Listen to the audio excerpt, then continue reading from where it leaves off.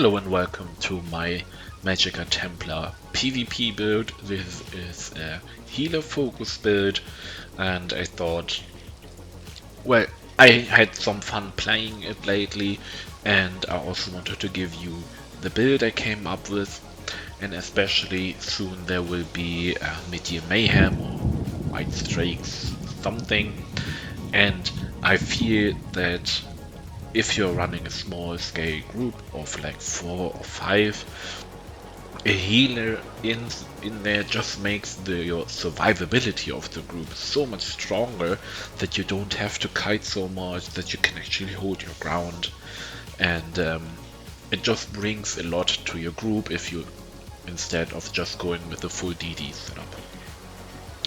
So, quick look into the character screen. I am a high elf here. High elf has a good magicka and max magicka, you get some spell damage, and you also get a sustain passive, which it restores 625 magicka or stamina based on whatever pool is lower. So if you're low on stam, you get stam, if you're low on magicka, you get magicka. Pretty nice. And you also get 5% less damage when you're using an ability which has a channel or cast time. And one of our main healing, well, our healing ultimate has a channel time, so those 5% will come in handy pretty nice. Yeah, I have 34 points in health and 30 in magicka. I wanted to get around 32k health to not be burstable too fast, but you also want to maintain a decent amount of magicka so you can spam your healing skills more.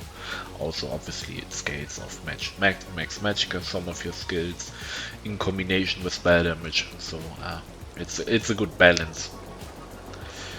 Then I'm using the lady for additional resistance. If you're struggling with your magicka sustain, you can also go with the Atro. If you just want more healing power, you go with the one that gives spell damage. I forgot the name. Anyway, yeah. We have stage 3 vampire for the Undeath passive, still not nerfed, still super strong, so we use it.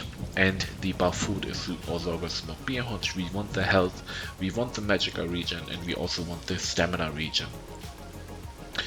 Potion wise, we are using spell pots. We don't have a spot on our bar for a major sorcery skill or a major prophecy skill, so we have to get it somewhere else. Major sorcery you can maybe get from a DK with the Armament skill, or how it's called, but you still miss the major prophecy. And it's pretty nice to have a decent crit chance for your crit healing, so I choose to run spell pots. It's a little bit tough to manage your stamina, but we have almost 1200 stamina recovery. It's possible. We have some other sources to restore stamina, so for me this was fine. Then on back bar we have the usual escapist poisons, also helping your stamina sustain, because you get those 4.4 seconds of CC immunity. Monster sets. I'm here with Magma Incarnate. It's one of the reasons I choose that monster set is because I'm using Echoing Vigor. That is the AoE Vigor that also applies to allies.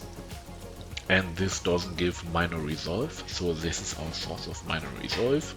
Also we get minor courage, some weapon and spell damage for me and the group, so it's nice. If it's not the best monster set here, if you can, or if you have it, the new one is way better. It's called Osesan the Inferno. Basically, when you overheal yourself or an ally, they get 4200 armor for 1.1 seconds, and since you have so many healing sources that constantly ticks, it's when they are full HP, it's basically up. And if you heal them, like if it's not an overheal, but you heal them normally, you give them minor vitality, increasing their healing received by 8%, so it makes them easier with minor vitality to get to full HP again, and then they get the armor. So this would be the best option. Here I'm on Magma. Also Magma gives us magic and stamina recovery, which is nice, so either that or Ozezal, depending on what you have. Back bar, as our defensive set, we are using Iron Blood.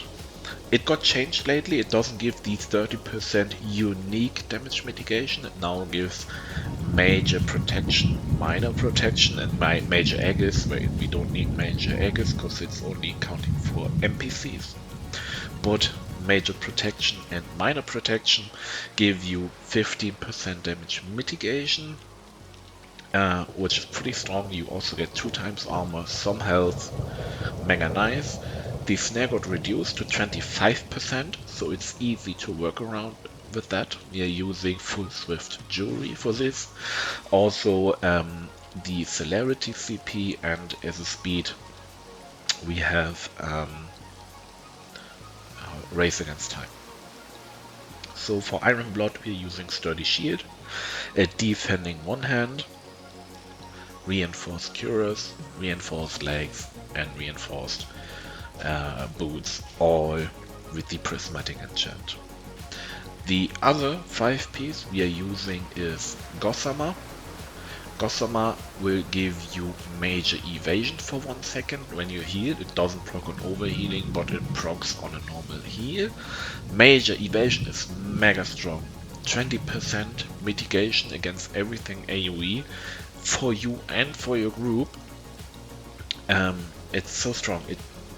Every AoE gets reused, like Dawnbreaker, Leap, Deep Fissure, what else? Destro Ultimate is also an AoE, and this mitigation against this is really strong. Plus you get 2 times magic cast, some magic recovery, so overall a really nice and strong set. As I said, we are using full swift jewelry, so jewelry here is all in swift. I go with 1 stamina recovery just to be really sure on my stamina sustain, and 2 times spell and weapon damage. Here I choose the one that also gives some slight amount of magical recovery. Then we got an impenetrable sash and a sturdy gloves, both with the prismatic enchant. And since we now have a free spot on our front bar, we don't use a mythic, because the mythic would say you want Gossamer always up, right? And if you would use a mythic with that, you would lose your monster set. And I personally prefer this build without a mythic, so we can go with the monster set, 2 5-piece, and then we have the room for an arena weapon on front bar. And here I choose the Master's Perfected Restoration stuff. Here it's a nerd, which is fine. Powered would be better, but I just don't have the one powered, not enough gems to transmute. Nerd is fine as it is. The Master Restore gives us some magicka front bar, and the initial heal of ground healing will get an additional like 224 magic and stamina recovery for 6 seconds to everyone that is affected by the initial heal, right? Here I have the Absorb Magicka Glove on. Not really much thought went into it. I just think that if I do a heavy attack with the Resto and that enchant procs, I get an additional magicka back. Coming to our skills, I use here Illustrious Healing, also to proc my Master Restoration staff. It is a huge AoE healing on the ground for 15 seconds, so you just you kind of predict where your group will be moving, or when you hold your ground, you put this thing down and it's a lot of healing, just nice in general. Then I went for radiating regeneration. I want to go for a mix of ground healing over time, and also I want some healing over time that sticks to your group. If you only have ground healing, and we all know PvP is pretty mobile, it won't be as effective because you will just constantly move out of your ground heals and you have to reposition them. So I really like having some healing over time that sticks to your group. So here, radiating regeneration. Then we have the blood altar, here the overflowing of altar. You put it down, so enemies do get minor life steal on them, which is nice, but the synergy is really strong. If your groupmate drops low, they can use that synergy and boom, they're book full HP. Then we got energy orb for for even more healing, and obviously the synergy for your allies to restore resources. Living Dog is a defensive skill for us. It's actually 12 seconds. Just when we get attacked, we also get a small heal, which is still really nice. Then we got the restoration ult. I don't really use it that much. Maybe if your group really is in big pressure and you need to move into cover, you can go with Light's Champion, but this won't reduce your movement speed. But I don't really use it that often. Coming to our back bar, we have the burst here, which is Honor the Dead. Basically, when someone drops low, like really low, and you need to help him shoot up fast, it's Honor the Dead. Or when you get huge amount of pressure, this is your heal skill. Here I have elusive mitches because I was moving around in my house here, but I'm actually using Race Against Time. Iron Blood really obviously gives us a snare, and we also still want to be fast and maybe remove enemy snares. So Race Against Time is here my #1 choice to move around fast, get rid of snares, whatever. Echoing Vigor, as I said, it's nice, also sticks to your allies. It's a really long healing over time, 16 seconds, and but you don't get the minor resolve from it. But with Magma you do, and also will give even more armor than minor resolve.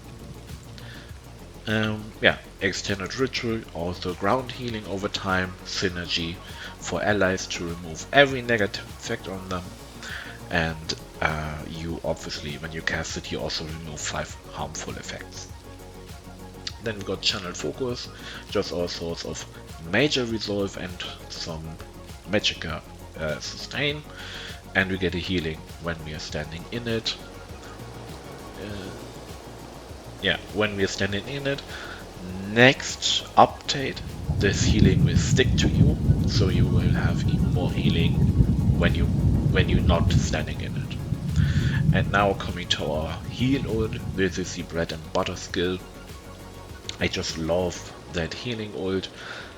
When your enemy, when your group pushes into the enemy, you make sure they have the healing over time on them, like Echoing Vigor and Radiating Regeneration.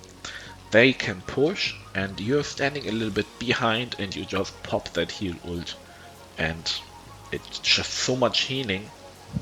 It's mega. It's like 5 or 6k per second for the whole group. It's a really strong heal ultimate. While you are channeling that ult, you can only walk and don't use any other skill, but it's mega strong. Also, when you get huge amount of pressure, you pop that healing ultimate and everything is fine for at least 8 seconds, right? It's mega strong. I just love it. Skills, gear, champion points quick. We have 2 mitigation champion points, so we have Ironclad and Duelist rebuff, and 2 to buff our healing with Focus Mending and Swift Renewal. Red ones, Pain's Refuge for the mitigation, sustained by suffering. Slippery to help our stamina sustain even more, because we get a free break free every 21 seconds. And Celerity to increase our movement speed even further. So with the 3 times Swift, we already have what it is, 21% movement speed. Am I wrong? No, 21 I think. Anyway, then we have Celerity, so we already move, let's say 30% faster than someone that doesn't have any type of Swift or Celerity. Plus we have Race Against Time, so we are pretty fast, and it's good to counter the Iron Blood Snare. Yeah, that's about the build. Have fun with it, and see you in Mid-Year Mayhem.